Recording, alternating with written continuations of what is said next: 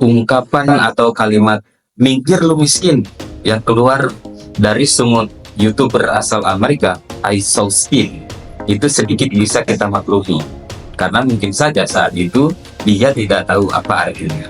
Meskipun sebenarnya dia juga harus mencari tahu sebelum mengucapkannya.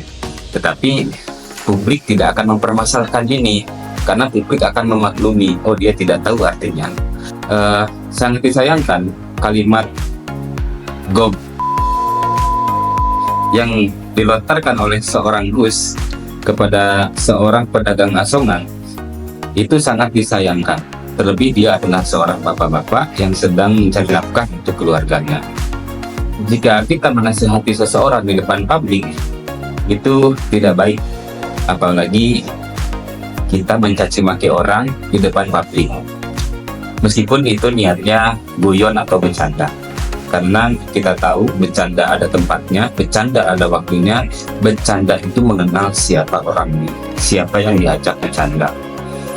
Jika kita sudah akrab dengan teman atau kerabat siapapun, ya, jangankan lontaran kata-kata, mungkin kita memukul dengan keras saja tidak masalah, ya. Ini hanya bercanda. Tetapi masalahnya adalah ini kalimat yang tidak baik dilontarkan kepada seseorang yang bisa saja Gus sendiri tidak kenal dengan orang itu.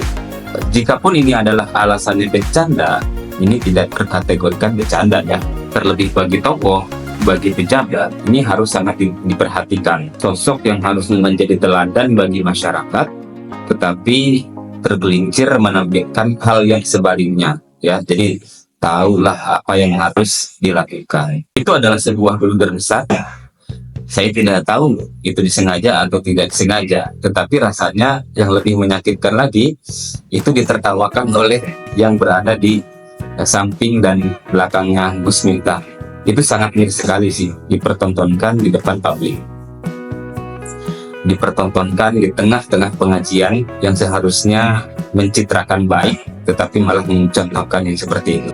Dengan alasan apapun, apa yang dilakukan oleh Gus Miftah itu tidak terkategorikan bercanda dan tidak bisa diterima dengan akal sehat.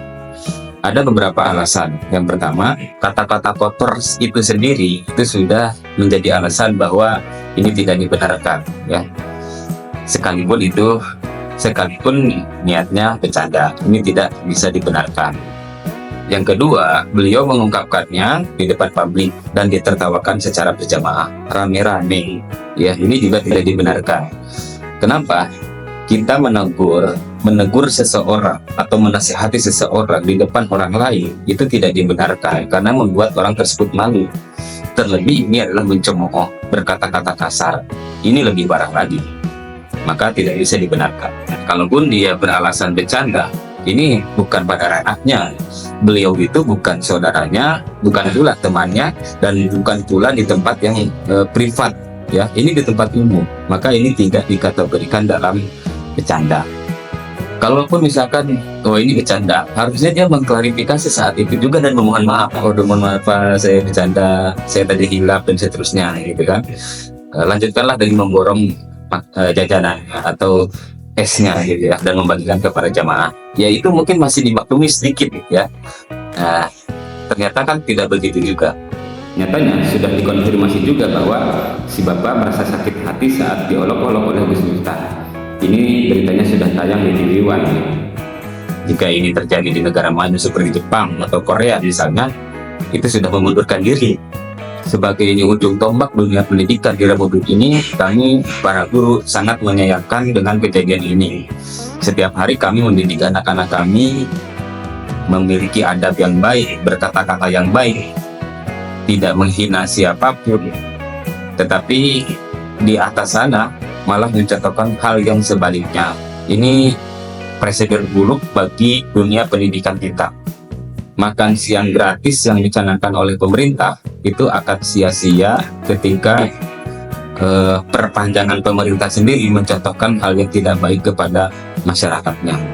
Di sini saya tidak sedang menghakimi seseorang, tetapi bagaimana kita bisa mengambil pelajaran dari sebuah kejadian. Pelajaran yang bisa kita ambil dari kejadian ini adalah yang pertama, lebih berhati-hati lagi dalam berbicara, terlebih itu di depan publik, terlebih itu sedang live, terlebih itu di dalam acara pengajian, apalagi bagi seorang tokoh, apalagi bagi seorang pejabat publik.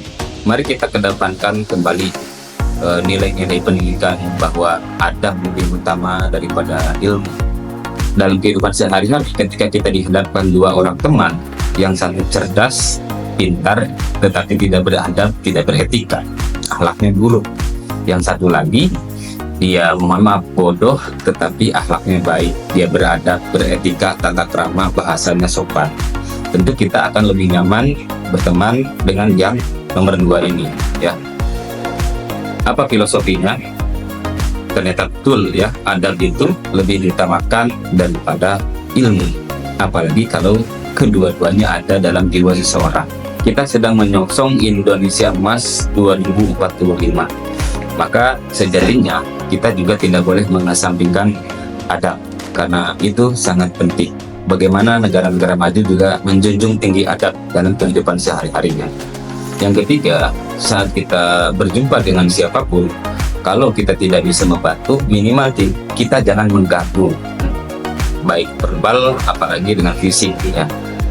Setidaknya kalau kita tidak memborong makanan yang dia jual atau minuman yang dia jual, ya kita doakanlah ya, semoga usahanya lancar, jualannya habis gitu ya, bukan malah mencemoohnya sekalipun itu bercanda, karena itu tidak terkategorikan bercanda. Coba bayangkan bahwa seorang ayah yang sedang berjualan itu adalah saudara kita, Pak D kita, atau ayah kita, pasti kita tidak akan bisa menerimanya. Mari berbenah, mari mawas diri, mari kita ambil hikmah atau pelajaran dari setiap kejadian yang hadir, yang berseliweran di depan kita. Penting sekali bagi kita untuk sangat berhati-hati dalam berbicara. Ada pepatah dari bangsa Arab yang fenomenal di negara ini, salamatul insan fi lisan. Selamatnya seseorang tergantung bagaimana dia menjaga lisannya. Atau kita lebih mengenalnya dengan istilah mulutmu harimau.